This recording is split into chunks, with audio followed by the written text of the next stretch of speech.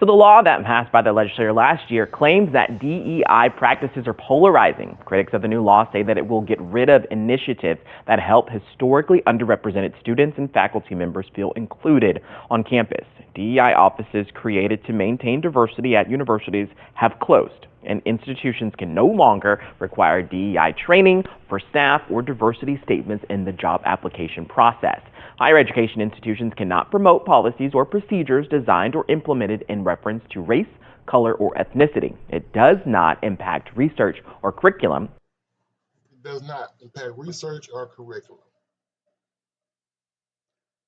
There's a couple sayings. I'm gonna go old school with y'all real quick today. It's called Simmons.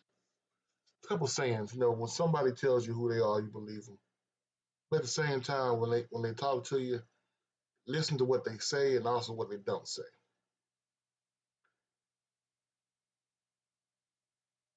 There are certain points in time which are fixed points in time. They are the definition of a generation. Mine would be either the Iraq War or 9/11. Other generations could be Katrina. Some it could be COVID. Some it could be the 2008 bird flu.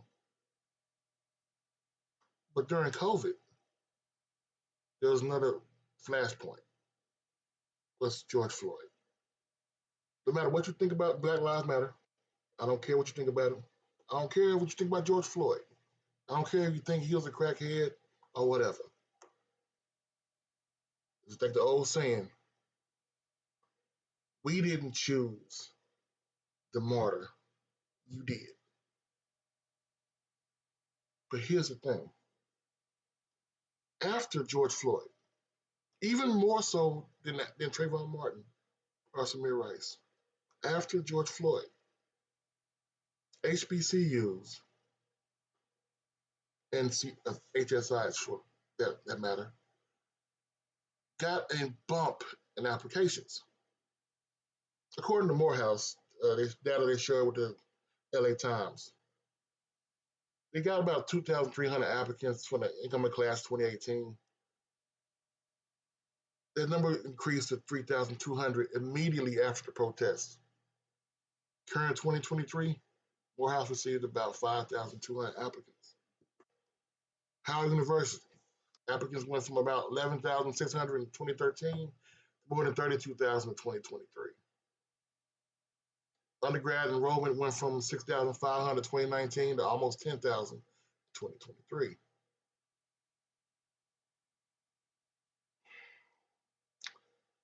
Clark Atlanta, co-ed Clark Atlanta, President George T. French Jr. said the school received 31,000 applicants in 2023 and had places for about 1,200 students. In fact, they received so many applications, they shut down the application portal.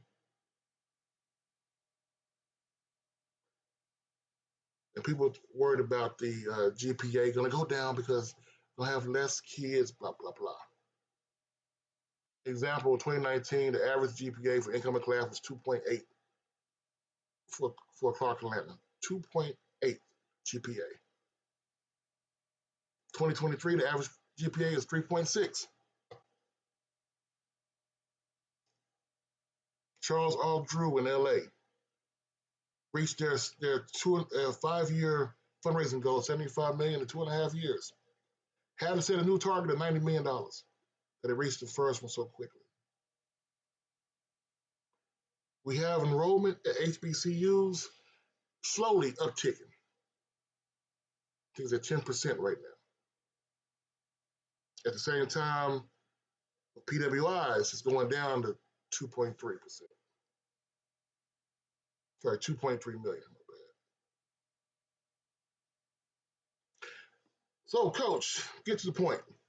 All right. Here's the point. Reason why I keep doing stuff about UTRGV, the school in South Texas, HSI, South Texas. Because I was always curious how they went from 12,000 students to 35,000 so quickly.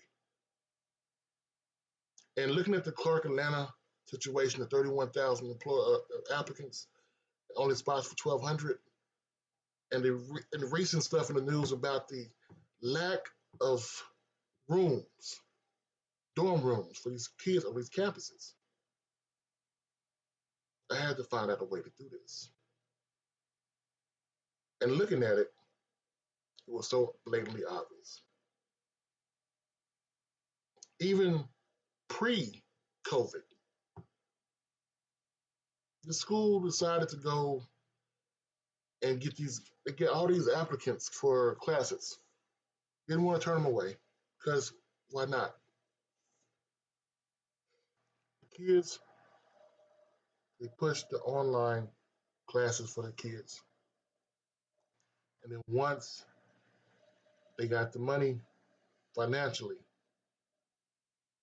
they went ahead and built the dorm rooms on campus themselves, or whatever you want to call it, to house more students, to get more money, do less online classes. And then of course COVID hit and everybody went online, but they kept building. Yeah, now they have 35,000 on campus and about 50 something online. The reason why I say that is because, very simply put, with this law in Texas right now, when they passed it, the thing that they did not tell you, the only way these schools are going to get paid is butts and seats. So the whole thing is, oh, I got 10% this, 10% that, 2% this, 2% that. It don't matter no more. How many kids you got total in your class? But you're going to push out a lot of minority students out of these PWIs. Are we able to take them?